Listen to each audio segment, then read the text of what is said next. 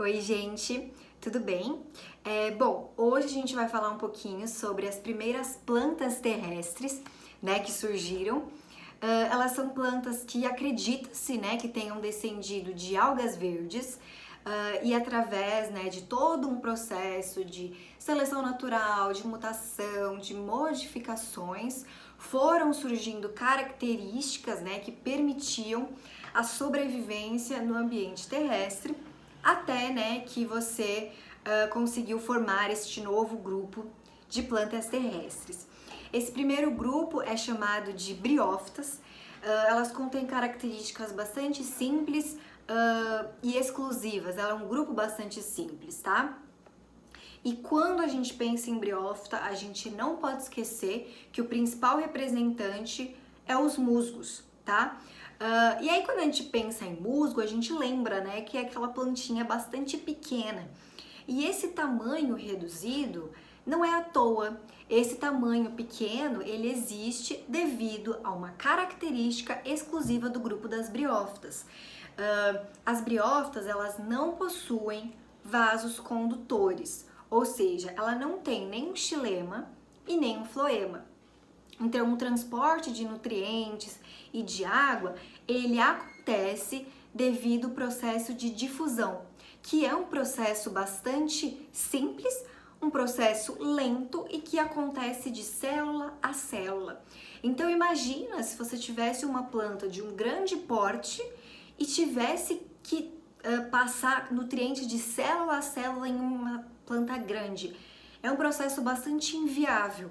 Então, esse tamanho reduzido, ele tá ali não é à toa, é para ser compatível, né, com o processo que as briófitas possuem de transporte. Essas plantas também, elas não possuem estruturas, por exemplo, como folha, raiz ou caule. Elas apresentam algumas estruturas que desempenham, né, funções bastante semelhantes, mas que não é de fato uma folha, né? Então ela apresenta um filóide, que é essa região responsável pela fotossíntese, mas não é uma folha. Ela tem uma raiz, ela não tem uma raiz, mas ela tem uma estrutura semelhante à raiz, que é chamada de rizóide. Esse rizóide, ele tem como função a fixação, né, e a absorção de nutrientes e de água. E as briófitas, elas também não têm um caule, elas têm um cauloide, que dá uma certa sustentação, né, e que é dele onde você parte os filóides, tá, que são aquelas regiões responsáveis pela fotossíntese. As briófitas também, elas não têm estruturas que consigam regular a transpiração, que é aquele processo de perda de água. Ou seja, então essas plantas, elas perdem água com muita facilidade. Então não é igual quando assim a gente estuda angiospermas, gimnospermas, que elas têm um controle dessa transpiração, através, por exemplo, do fechamento e abertura de estômatos. Ali é um processo que controla a transpiração. As briófitas não têm este processo. Então elas perdem água com muita facilidade. Então é essencial que essas plantas vivam em ambientes úmidos, tá? Outra coisa que é bastante importante, né, e que assim auxilia, né, é porque as briófitas, elas têm uma reprodução dependente da água, então é essencial que elas vivam em ambientes úmidos. E por que, né, que a reprodução delas é dependente da água? As briófitas, elas não têm, por exemplo, a formação de um tubo polínico, então, ou de outras estruturas que consigam ligar, né, a parte feminina com a parte masculina. Então, os gametas masculinos das briófitas, eles têm que apresentar flagelos, que esses flagelos, né, vão permitir que ele consiga nadar até a estrutura feminina. Tá? E já que a gente começou a falar de reprodução, vamos falar da reprodução das briófitas. A reprodução é um assunto que às vezes assusta, porque quando você vê de primeira, assim, é um mecanismo muito tipo, eu não tô entendendo nada. Mas o processo não é difícil.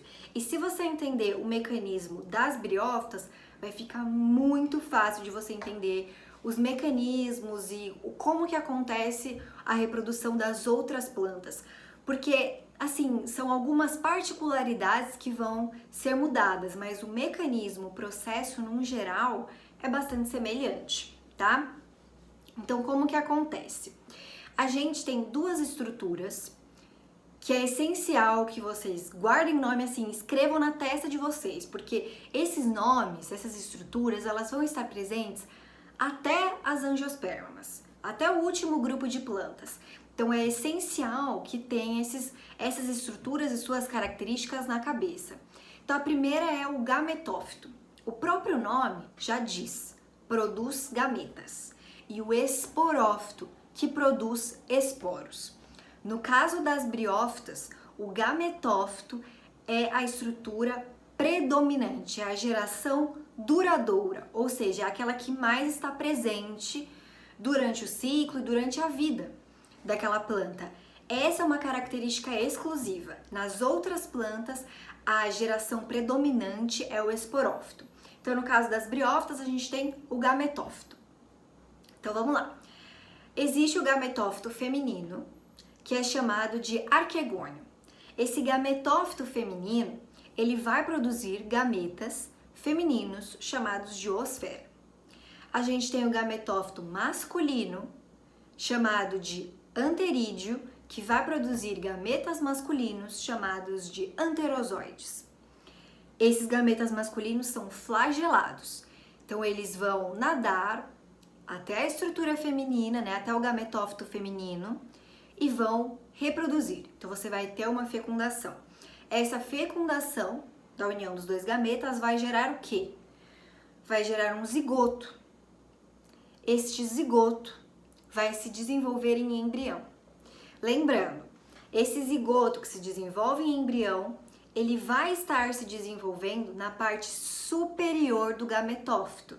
Não vai estar tipo assim, no solo. Não, ele vai estar na parte superior. Então, vamos supor, aqui é onde você tem, por exemplo, o gametófito. E aqui é onde está sendo desenvolvido o embrião. Esse embrião, então, vai se desenvolver e se transformar num esporófito. Esse esporófito vai produzir esporos que vão cair no solo, germinar e gerar um protonema. Esse protonema vai se desenvolver, dando origem a um gametófito. E o ciclo recomeça. É esse o ciclo. Mas uma coisa que é bastante importante, que o vestibular sabe que vocês se confundem, é como, né? Como que o gametófito, né, produz gametas e como que o esporófito produz esporos. Então, como assim? A gente tem um esporófito. Esse esporófito, então, ele vai dar origem ao quê? Ao gametófito. Esse gametófito, ele vai dar origem a um gameta. Ele vai dar origem ao gameta feminino e ao gameta masculino. Esses gametas, eles são N. A ploidia deles é N. Quando eles se cruzam, né, quando eles se reproduzem, vai dar origem a um zigoto 2N. Esse zigoto 2N vai se desenvolver até o embrião por mitoses, ou seja, o embrião também é 2N. Através de mais mitoses, você vai ter o processo, né, até gerar um esporófito, também 2N. Esse esporófito 2N vai produzir esporos por meiose, ou seja, os esporos são N, mas o esporófito é 2N. Esses esporos N que vão cair no solo e germinar. Se o esporo N que dá origem ao gametófito, o gametófito só pode ser N. Então, é isso. Gametófito N produzem através de uma mitose gametas N. O esporófito é 2N, que através de meioses produz esporos N. É esse o ciclo. Aqui na descrição do vídeo vai ter um PowerPoint, um áudio explicativo junto com uma foto mostrando exatamente como que acontece o ciclo, né? Mostrando tudo, cada detalhezinho, as plantinhas, enfim, vai mostrar tudo, vocês vão ver. E não esqueçam que na descrição do vídeo também vai ter alguns exercícios para vocês fazerem sobre o assunto, tá? Então assim, e outra coisa que é bastante importante para terminar é a gente falar um pouquinho sobre a importância das briófitas, né? Bom, como é muito comum também você encontrar briófitas em encostas, elas muitas vezes, assim, é bastante pequeno, né, isso que elas conseguem fazer, mas elas evitam, né, alguns deslizamentos, alguma erosão, alguma barragem, tá? Exatamente porque elas ficam nas encostas, né? Quando a gente tem plantas em encostas, em algumas coisas íngremes, ela evita um pouco o processo de erosão, desmoronamento, tá? E além dela conseguir conservar também, tá? Bom, as briófitas, elas também muitas vezes não, ela compõe a cadeia alimentar, essa é uma função ecológica, uma importância ecológica bastante grande, porque as briófitas ainda assim funcionam, né, como produtores. Então ela participa sim da cadeia alimentar, e existe também uma espécie de musgo, né, chamada de turfa. Essa espécie ela consegue reter água, né, então armazenar essa quantidade de água que quando você tiver em algum momento de, por exemplo, de algum momento mais seco, alguma coisa assim, essa espécie consegue auxiliar no solo, enfim. E é isso. Eu espero que vocês tenham gostado. Se vocês conseguiram entender, se inscrevam, deixem seu like. Não esqueçam de acessar o Drive aqui embaixo com exercícios e com o ciclo reprodutivo mais explicadinho, mostrando como que acontece mesmo. Me mandem as respostas dos exercícios por e-mail, que eu vou estar ali para ajudar vocês em dúvidas ou até só para fazer uma correção, ou se vocês não quiserem mandar também, ficar a critério de vocês. Eu espero que vocês tenham gostado e é isso, até o próximo!